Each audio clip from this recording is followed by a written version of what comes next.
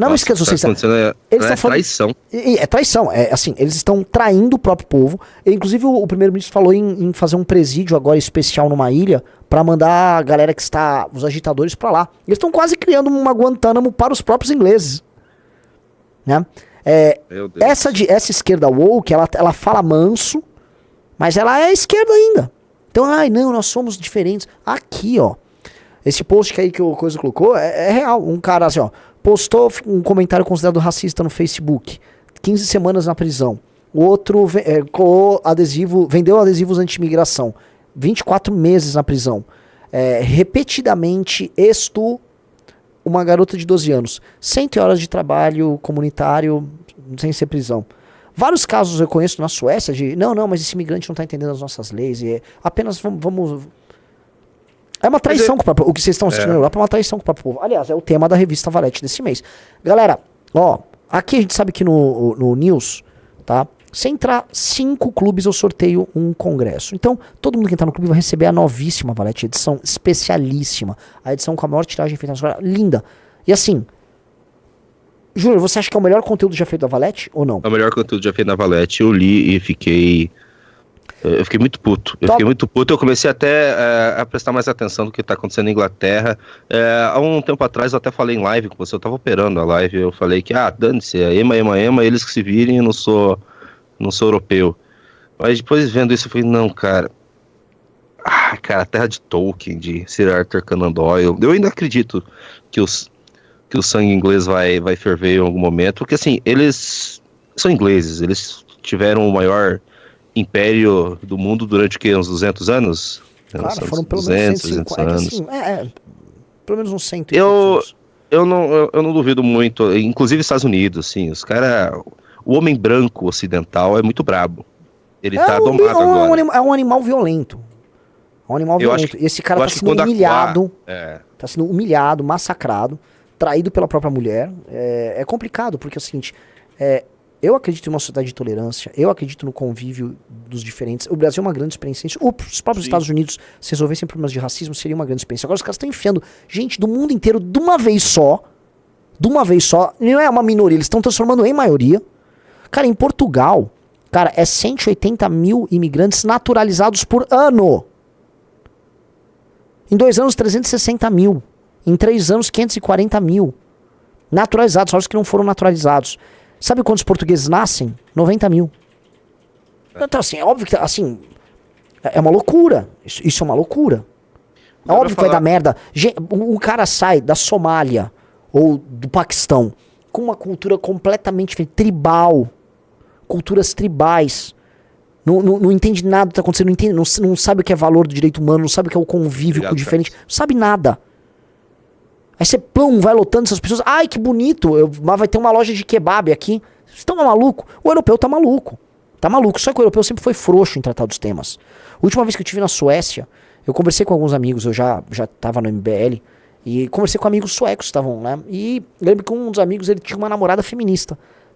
A menina só falava groselha. E eu entrei em assunto falando de imigração, mas na hora, ela abriu o bico com pistola, tipo assim, ia fazer barulho, não digo gritar, mas...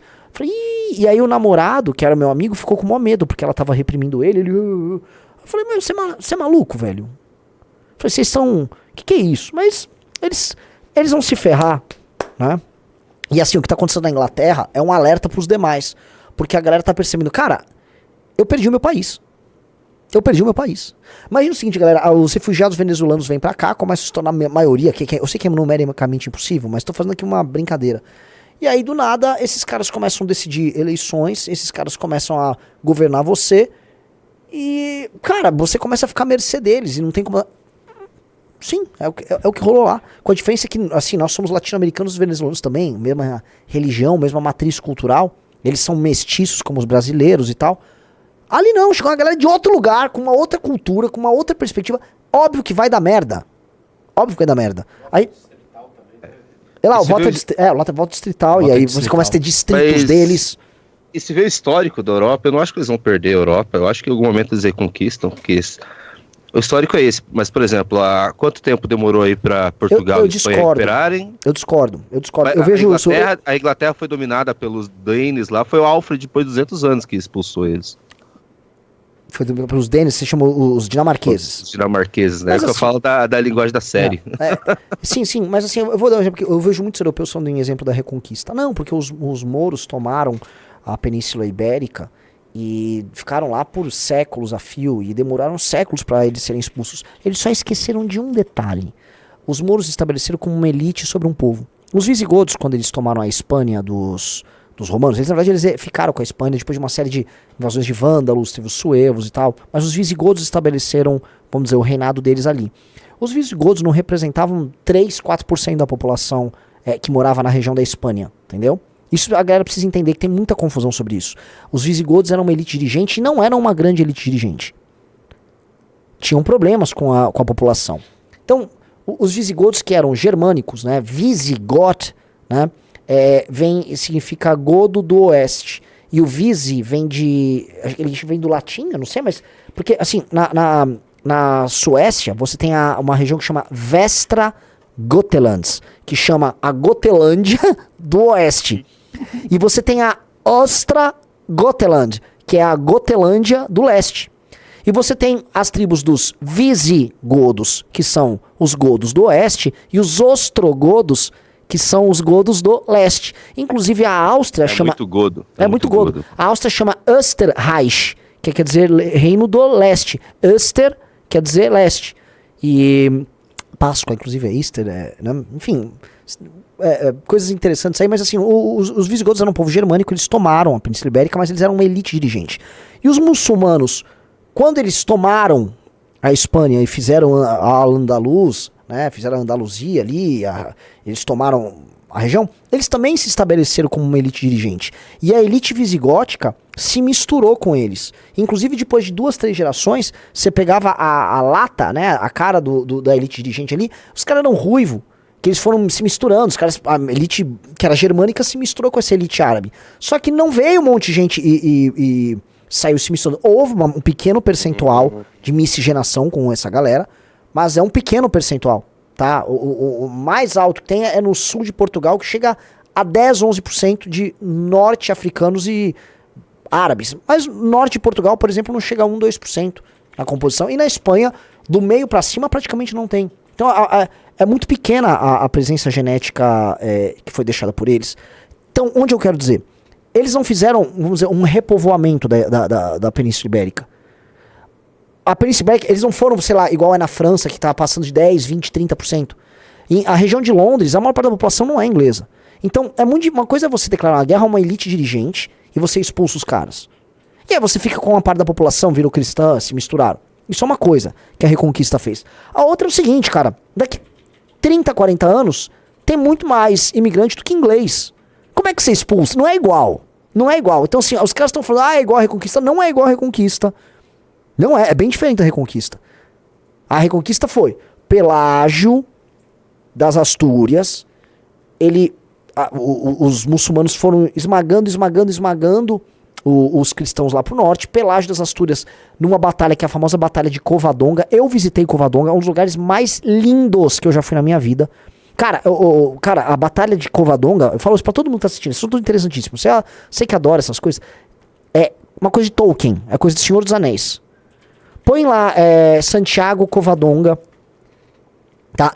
Era uma. Cara, é um desfiladeiro, é um paredão de pedra com uma mini cachoeira caindo. Ó, olha. Tá? E a batalha aconteceu aí, Júnior. Nossa, Hell's Deep aí. É tipo batalha do como é que é? O que em português? O Abismo de Helm? Do Abismo de Helm. Cara, um pequeno destacamento dos cristãos liderados pelo Pelágio derrotou os caras, botaram os caras pra correr e a partir dali foi se iniciando a Reconquista. Entendeu? Só que eram membros da antiga elite dirigente visigótica, enquanto elite, mantém um pequeno reino, e aí esses caras vão conquistando as áreas e libertando a população cristã de uma outra elite dirigente que era a islâmica. É diferente do que acontece em toda a Europa, porque você está tendo um povoamento por baixo, você não está tendo assim, ó, um extrato superior de muçulmano. Até tem, tá? Na Inglaterra, você tem uma elite já, por exemplo, de indianos e tal. Mas você tem o topo e a base. E aí o inglês, ele tá sanduichado no meio. com uma demografia, com uma natalidade inferior. Então, assim, eu acho que tá perdido, tá? Eu acho que já está perdido. Será? Eu lembrei do texto, que vocês não têm ainda esse texto, mas eu queria falar, o texto do Alexandre Soares, nossa. Muito bom. Traz muito disso, porque eles foram ensinados a se odiar. Há quanto tempo estão sendo ensinados a se odiar? Sabe? Fazem enciclopédias que eles colocam os crimes deles lá. Eles aprendem que o que eles fizeram na colonização é crime, eles são sempre os malvados, uma história que eles mesmos estão fazendo. Sim. Foram eles mesmos que se sabotaram, né? Sim, é impressionante. Olha o local. Eu fui até ouvir eu fui nesse lugar aí, ó. Põe na tela. Eu fui até ouvir Morrissey, depois, na hora eu olhei a letra, meu Deus, a letra diz tudo que tá acontecendo hoje, assim, o cara não quer mais se sentir...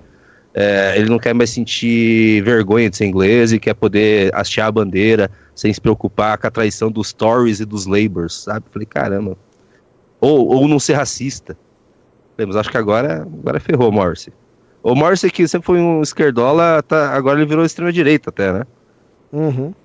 Tem umas pessoas meio burras aqui no chat, tem um cara que chama Miau. Vocês não sabem o que está na pele de um imigrante, vocês querem julgar isso como grupo. Olha só, a população nativa tem o direito de escolher se eles querem ou não querem receber o imigrante, porque ninguém nasceu com o direito legítimo de se mudar para onde ele quiser. Né? Parece assim, ó, acabei de nascer aqui em Bangladesh, eu tenho o direito de ir pra Europa. Não, você não tem o direito de ir pra Europa. E o europeu não precisa abrir a porta para você. O europeu quis e se ferrou. Ah, mas tá lá. Cara, é o seguinte, se o europeu quiser e deveria querer, ó, eu quero restringir isso aqui, ele vai ter que restringir, cara. Todo mundo pode fazer isso, senão você não tem fronteiras. Se você não tem fronteiras, se quer, você tem um Estado-nação. Já conhece um Estado-nação sem fronteiras? Ó, aqui não tem fronteira, então não tem Estado, ele não tem jurisdição, ele não manda sobre o próprio território. Enfim, mas é uma discussão pra eles terem, né? Não é um problema nosso. Enfim. Dentro dos clubes, estou muito feliz. Eu nem sei como a gente foi parar nessa história. E a gente tá falando do clube, da revista. Eu ia falar que você tá gostando muito, eu vi que você até postou a capa, a contracapa da revista, mas o melhor, assim, o conteúdo dessa revista tá muito, muito, muito foda. Muito bom. Pois é. Até baixei um livro aqui, que é a tradução do nosso querido Martim Vasques da Cunha, que é o Revolta das Elites, né? Rebelião das Elites. Christopher Lash. Muito bom. O começo já é bem... Muito bom. Esse livro é muito porradeiro. bom. Esse livro, ele ajuda a explicar a mentalidade daquilo que a gente chama de elite, né, nos Estados Unidos, e como essa elite ela vai se desconectando da sociedade. Porque é o seguinte, todos esses problemas que nós temos, tá? Pra mostrar que os assuntos estão conectados. O Guilherme Boulos, a Tabata Amaral, o que acontece na Europa, o que acontece nos Estados Unidos, Kamala Harris, eles fazem parte de um mesmo processo. Esse mesmo processo é um descolamento, assim, espiritual, ideológico e depois concreto da elite dirigente, da própria população. E a elite dirigente passa a querer ou moldar a população, mas acima de tudo ela passa a negar a população. Ela começa a negar os valores da população, ela começa a ter vergonha, começa a querer transformar. E esse conflito, que é o conflito que a gente vive, faz com que a população ela procure em um líder populista, vamos dizer, alguém que vai acabar com essa elite, e a elite do outro lado, que controla imprensa, controla a universidade, o judiciário, ela vai amarrando e vai sufocando, entendeu? Então o que nós vivemos no Brasil é isso? Sim, também é isso. Então a rebelião da elite, a revolta da elite é o problema, é o mal do Ocidente, e é o que vai matar o Ocidente. E eu não sei se o Ocidente vai ter forças para reagir, porque quando o Ocidente reage, é na forma de um paspalho, é de um Donald Trump, é num... sei lá, Calma. Eu acho que está sendo construído o pensamento de reação, sim. viu? Sim. É a turma do inclusive o Peter Thiel, isso não, que eu ia falar. É a turma do Peter Thiel. Na verdade, de onde está vindo a reação? Pra vocês estão entenderem, a reação nunca vem do povo. A reação, a reconquista, já que a gente tá falando de reconquista, quem começou a reconquista não foi o povo estava trabalhando como servo, o povo estava trabalhando no agro ali, o povo estava, né, com o arado dele, o povo estava isso, comendo o pão dele e tal, o povo estava sendo povo. A resposta é da elite. E de onde está vindo a elite? Qual é a elite que está respondendo? Elite tech. Os homens, vamos colocar aqui, os homens mais inteligentes e capazes do mundo são os homens que trabalham hoje no universo da tecnologia. É Elon Musk, é Peter Thiel é Palantir? Ou Palantir. E esses caras perceberam o seguinte, cara, vai dar merda e nós precisamos fazer esse enfrentamento. O Peter Thiel é a grande cabeça disso. O Peter Thiel é o mais importante. Ele é mais importante que o Elon Musk. Tá? Até porque o cara que consegue juntar esses outros caras, como o próprio David Sachs, é o Peter Thiel. O Peter Thiel é um cara que conhece demais de Strauss. O Peter Thiel... E eles colocaram o vice-presidente. E ele meteu o vice-presidente do Meteu o Trump. J.D. Vance lá. O J.D. Vance é o vice colocado pela turma deles. E obviamente que no acordo tá, por exemplo, o Elon Musk fazer campanha. O Elon Musk tá fazendo campanha. E em grande medida, o Twitter... semana que vem, né? Semana que vem o Musk... Semana que vem, eu acho. Semana que vem o Musk vai entrevistar o Trump. E em grande medida, o Twitter com o Musk serve como maneira de compensar o fato da imprensa tá na campanha pela Kamala. Então, hoje, né, o trampo da imprensa, você consegue ter vamos dizer, um level ali, você consegue fazer um enfrentamento tendo o Twitter com o Musk, tá? Eles botaram o vice. E as ideias deles são diferentes da ideia dos conserva, normal. A gente precisa colocar as coisas em escala. Não havia os neocon? A turma neocon, que era a dona do Partido Republicano? A galera neocon foi substituída pelo movimento MAGA, que é o populismo de direita do Trump, que veio no Brasil ao bolsonarismo. Isso a gente pode falar assim, que é uma direita populista que rompe com uma direita que era establishment, que era parte do establishment. Porque quando a gente fala de revolta da elite, a gente tem que incluir a direita antiga. A turma dos falcões, dos republicanos, a turma que levou os republicanos pra guerra, que levou os Estados Unidos pra guerra. Essa turma é establishment. E essa turma, ela foi destruída pelo movimento do Trump, o MAGA. Só que isso aí é o seguinte, quem é o pensador por trás? Era o Steve Bannon? Era o Breitbart? Eles só ficam lá falando aquele papo que depois vai sendo repetido no Brasil pela turma do Bolsonaro, dos Morgenstern, do Felipe Martins, tipo, o homem comum, a revolta do povo, o espírito cristão do povo. Cara, a revolta comum não dá em nada, porque o homem comum é um homem comum. O homem comum é um homem comum. O homem comum veio na frente do quartel e é preso e acabou. Exato, ele foi preso e não deu nada. O homem comum não tem pensamentos incomuns. Porque se você vai resolver um enfrentamento com a elite que é composta dos melhores do outro lado, você tem que ter os melhores do seu lado aqui. Então, a turma do Peter Thiel, que tem o Musk, vamos dizer, a figura mais óbvia, eles são homens incomuns. Eles são gente da própria elite, dividindo a elite e fazendo um enfrentamento a partir da elite. Então, é dali que vai vir a resposta. Não é uma revolta do povo. Cara, povo é importante, mas liderança e pensamento é importante. Aí corta pra nós. Estamos tentando fazer isso, só que pobrinho. Não tem Peter Thiel. Não tem Peter Thiel, tem Junito. O Rubens, que deve ser aquele mesmo que tava falando, a gente falou: Renan, responda a minha pergunta. O que os países europeus fizeram com a África, com a Bélgica, com o Congo? Como se guerras e conquistas não existem desde o começo. Sim, que o mundo é mundo, inclusive na África. Assim, eles escrotizaram. A Bélgica fez coisas abomináveis. Agora, o processo de dominação e colonização existe no mundo inteiro. E o fato de você ter feito merda no passado não impede você de se defender, porque todos fizeram merda no passado. Como é que funciona isso? Então, assim, ó, todo mundo tem que ter o sentimento de culpa. Chineses vão ter que ter sentimento de culpa a partir de quando? Ou sua culpa perde a validade? Como é que funciona essa regra? Tem que definir o prazo. Como é que a gente vai ter que devolver? Opa, a gente vai ter que devolver aqui alguma coisa? Como é que funciona? Olha só, mas os nossos tupinambás precisam, porque... Como é que funciona? Você vai criar uma medida, você vai criar um critério internacional pra validar? Gente, você que, por exemplo, faz parte da colonização do Brasil, tá? Você vai ter que, sei lá, devolver 2/3 da sua casa, ou você vai pagar uma multa. Qual o critério? Se você for entrar nesses critérios históricos, né, que é uma bobeira, você vai ficar preso em bobeira. E ao mesmo tempo que esse tipo de gente fala isso, fica assistindo série Viking, caramba, esses caras são foda, os Vikings. E assim, esse argumento, se eu puder fazer uma colocação aqui, senhores, os japoneses foram expulsos do litoral aqui no Brasil, eles foram presos nos Estados Unidos, é uma coisa muito mais recente, foi na Segunda Guerra Mundial que eles foram perseguidos. E eles não estão falando aí, eu quero minha reparação, aí eu quero... Não fala isso, os japas são brabos, que eles estão quietinhos agora. Os japas são o povo mais escroto do leste asiático, tá? O povo mais escroto do leste asiático. Eles assim, os japoneses, os jesuítas, tá? Assim, os japoneses são o povo mais escroto do leste asiático. Se a gente for lembrar aqui, né, assim, do que eles fizeram na Segunda Guerra Mundial, é pro Stalin e o do Bigodinho ficarem... Caramba, tá? Se vocês souberem dos experimentos que eles fizeram, tá? É pro Stalin ficar... Cucuruza, né? Porque, assim, pelo amor... É que eles foram lá, sabe o que aconteceu? Passou a Segunda Guerra, eles foram fazer mangá e ficar... Isso é teoria, né? A teoria que isso é tudo é tudo pra enganar. Eles, na verdade, estão preparando o Império Japonês novamente. Daqui a pouco, ano que vem, você vê a bandeira com aqueles braços no sol, daí você vai ver o Japão. A marinha japonesa nunca abandonou essa bandeira aí, só queria dizer isso aí. Japonês perigoso. Japonês é perigoso, né? Perigoso, malvado. Mas fala, então. E aí, o que é isso? Vamos estabelecer que vocês pegarem os crimes recentes de guerra do Japão, do século XX, você tem horrores. Horrores. Cara, o homem é um ser horroroso. O homem comete horror, não importa a sua raça, não importa o seu credo. Todo mundo tem maldade na história e o homem é assim, porque nós somos um bicho. E um bicho coletivo, e um bicho que ainda racionaliza a maldade.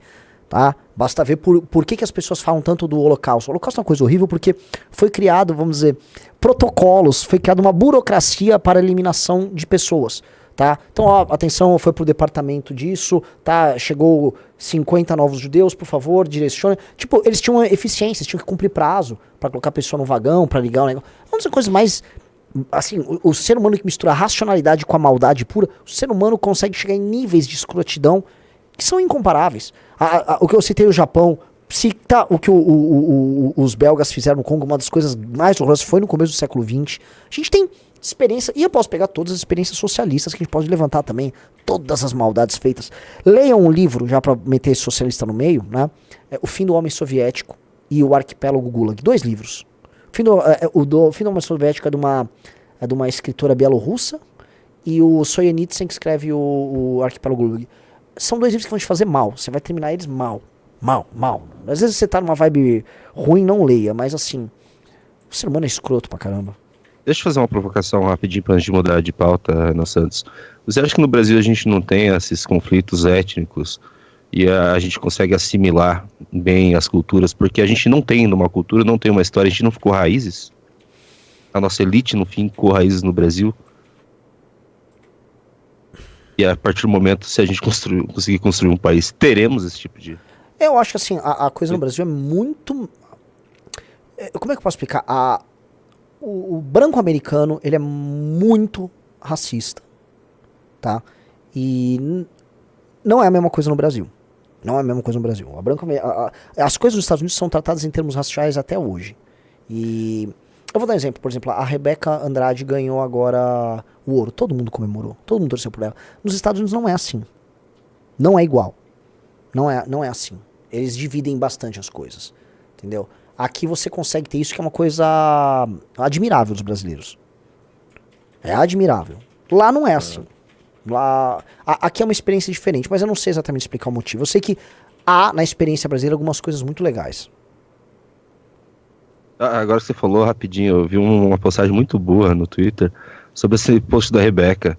Era uma militante falando: viu só, a Rebeca Andrade, ela ganhou ouro, e a tal da Tatiana Weber, eu não sei o nome da surfista, um nome bem legal. Weber, Watson Webb, uma coisa assim. Watson Weber, parece nome de dicionário. Ela, que o nome europeu não ganhou. Eu falei, filha, Rebeca Andrade é um nome europeu também, pô. É verdade. É europeu. É que eles esquecem que, tipo, Portugal também é na Europa, né? Portugal também é na Europa. Nossos sobrenomes são portugueses e espanhóis. Falando sobre, inclusive, o racismo americano, você sabia que a Rebeca Andrade não é considerada negra nos Estados Unidos? Não. Eles têm uma classificação que é o afro-latino. E ela é uma afro-latina, então ela não é negra. Porque os americanos também são tão exclusivistas neles próprios que o negro americano é negro, mas o negro latino-americano não é negro. Entendeu? Assim como um branco na América do Sul, ele é um latino. O branco não é branco, né? É branco. Então, assim, eles também são um povo muito complicado, os americanos. Um povo muito difícil. Você me assiste todos os dias, você confia no que eu falo, você participa das nossas jornadas, dores e aventuras. E se eu disser pra você que eu tô ajudando a formar milhares de novos líderes através da Academia Valete? Aqui, ó.